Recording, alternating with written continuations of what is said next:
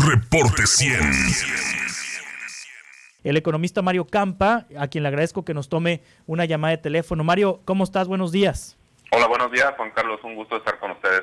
A ver, para ponernos en contexto a quienes no estamos muy vinculados a los temas financieros o a los temas del Banco de México, ¿qué es lo que pretende Ricardo Monreal con esta iniciativa que fue aprobada en el Senado, que pasó a la Cámara de Diputados y que se está pidiendo mayor discusión de la misma?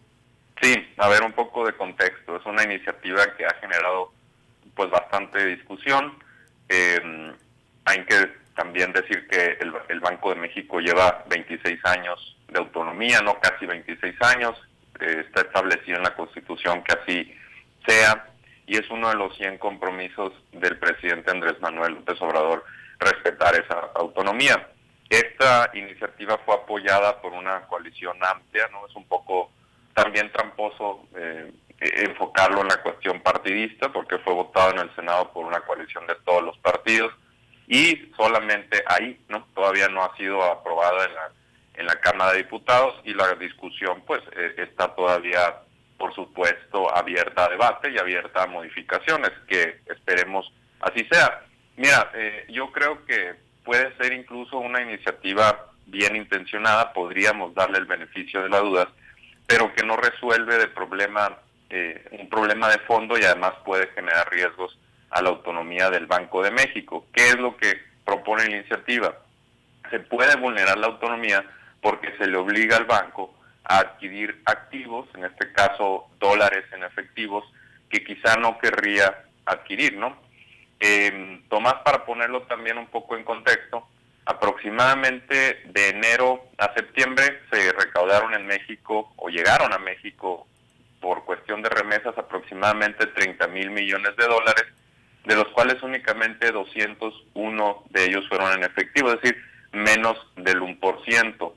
Mientras tanto, en cuestiones de efectivo en general en todo el sistema financiero mexicano, en ese tiempo aproximadamente se captaron 4,700 millones de dólares en efectivo.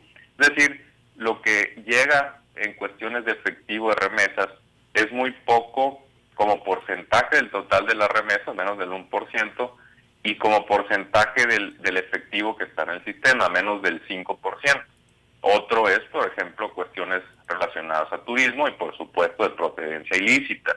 Y ahí es donde está todo el foco de discusión, en que si tú le obligas al Banco Central a comprar este dinero procedente quizá de fuentes de lavado de dinero, del crimen organizado, pues entonces el banco podría ser sujeto a leyes internacionales más complejas, y el riesgo es que las reservas se comprometan porque el banco podría no disponer de ellas, ¿no? El dinero sucio podría entrar en mayor cuantía al sistema financiero. ¿Qué es lo que sucede actualmente?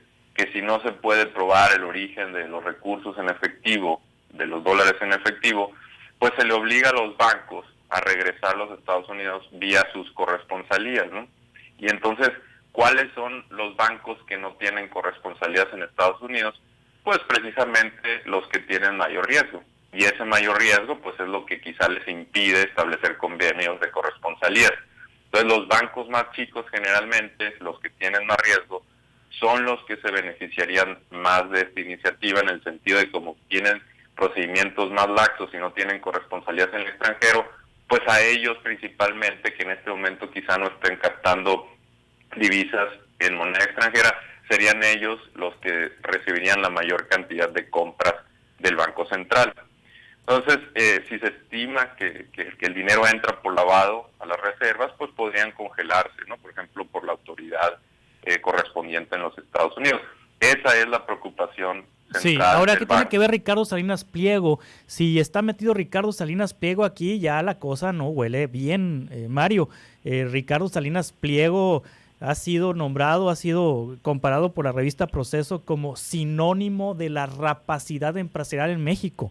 Es decir, o sea, ¿qué tiene que ver Ricardo Salinas Pliego en esto?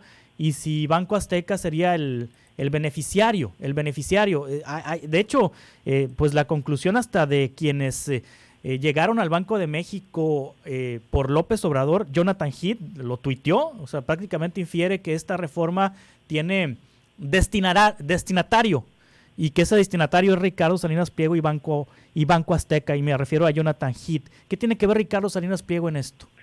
Bueno, el por qué se especula que tiene que ver con Ricardo Salinas Pliego es porque precisamente lo que comento es que Banco Azteca es uno de los que no tiene corresponsalía en Estados Unidos, ¿no? Ricardo Salinas Pliego ha tenido problemas en el pasado con la SEC, que es la autoridad que regula valores en los Estados Unidos, y él en algún momento estuvo acusado de fraude, ¿no? Entonces tiene restricciones en los Estados Unidos, no puede establecer un convenio de corresponsalía, y en ese sentido, si alguien o si llegan divisas en moneda extranjera, ¿no?, a Banco Azteca, pues a lo mejor el banco no tiene dónde regresarlas y no puede aceptarlas, ¿no? Entonces se antoja, se siente que podría ser el principal beneficiario de esta iniciativa. No sería el único, ¿no? Hay otras instituciones de riesgo que en este momento no pueden tomar dólares en efectivo, reitero en efectivo, porque no tienen esos convenios de corresponsalía, ¿no?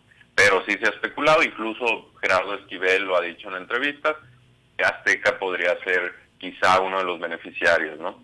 Sí, de hecho, esta reforma como que nadie la quiere, ¿no? Nada más los senadores que aprobaron esta reforma, porque se ha opuesto Alejandro Díaz de León, el gobernador del Banco de México, los subgobernadores nombrados por Andrés Manuel López Obrador, Gerardo Esquivel y Jonathan Heath. Alfonso Ramírez Cuellar, también diputado de Morena, ha rechazado esto. La Asociación de Bancos de México, el Instituto Mexicano de Ejecutivos de Finanzas, el Instituto Mexicano para la Competitividad, una serie de analistas, de economistas y legisladores han rechazado esta iniciativa, y quien la defiende como perro guardián es Ricardo Monreal, pero para hacerle paro a su tocayo Ricardo Salinas.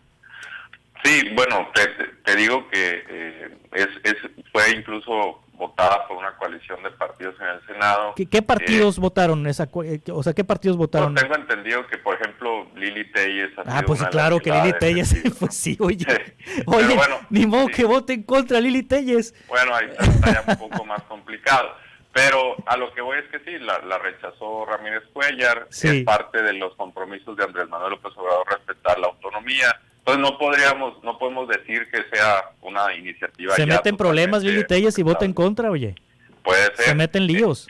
Sí, entonces en este momento que está en la discusión en la Cámara de Diputados, podría ser el momento de hacerle las modificaciones, tomar en cuenta lo que está sugiriendo el Banco Central. Hay que entender también que los gobernadores, su papel, independientemente de cómo llegan al Banco Central, pues es defender la autonomía, ¿no? Entonces sí es importante, creo yo, que se escuche su voz para no poner en riesgo las reservas, y quizás sí se pueda llegar a un punto en el que no se comprometan. Ha hecho algunas sugerencias el Banco Central, incorporar algunas de ellas, y entonces quizás se pueda votar a favor. Y si no, pues siempre existe la posibilidad de que el Pleno en San Lázaro no lo vote, ¿no? Sí. Si esto se va para el próximo año, ¿no? Es muy probable, ¿no? Ya el periodo ordinario pues ya terminó. Es probable que hasta febrero se tendría que discutir, pero hay iniciativas preferentes. Entonces estamos hablando de que quizás por allá de marzo se tenga que reanudar la discusión, ¿no? Pero bueno, Mario, si parece un pato, nada como un pato y grazna como un pato, entonces probablemente sea Banco Azteca, ¿no? Será un pato.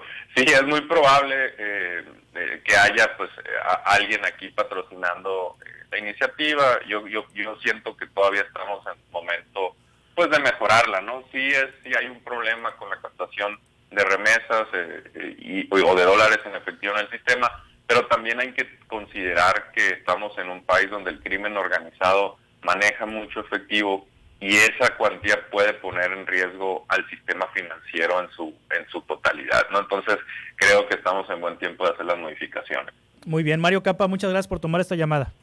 Gracias, Juan Carlos, buen día. Hasta pronto, buenos días. Hasta pronto. Reporte 100.